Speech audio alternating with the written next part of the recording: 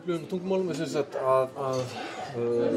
gagnaðist mér ekkert það sem ég lærði í skólanum, bara 0. Og það ekki fyrir í raun og bestu tungumálkennsla sem ég fengið var í gegnum forrit sem heitir Pimslur og app og í raun og bypassar algjörlega skriflega nálgun á tungumál vegna þess að leiðu lest eitthvað, einhvern staf,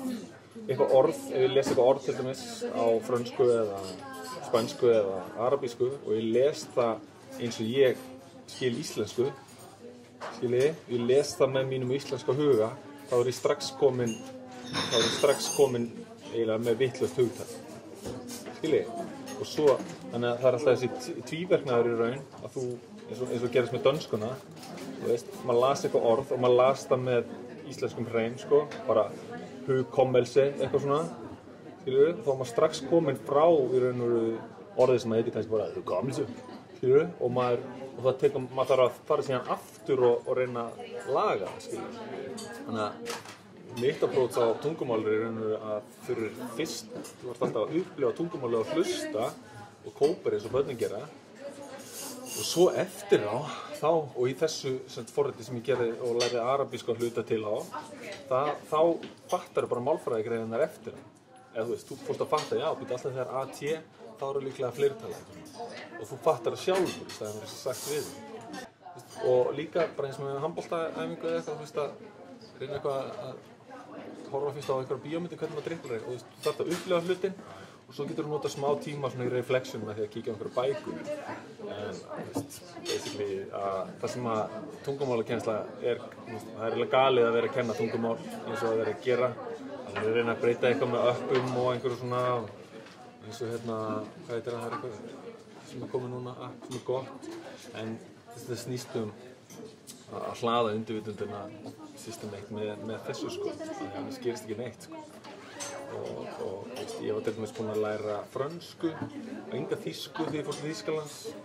og konan er búinn að eyða fullt af tíma í þýsku og veist, svo bara gerist það, þú þarf bara að vera á staðnum og upplifa. Það er margir flitir en svona, þegar ég sömmaraði þetta upp þá, þú veist, stórlega ámyndin tungumálakennsla eins og hún er notuð. Þú getur ekkert, þú mátt ekki flýja upplifunum sko. Þú græðir ekkert á því að vera að lesa og taka endalausa tíma í einhverja málfræði eitthvað, bara út í kalda vatni sko. Tala og bjarga því. Já, bara, þú veist, bara lenda í senum, bara núna talið hafið, þú veist, bara, já, ok, og gerið það á þýsku eða eitthvað.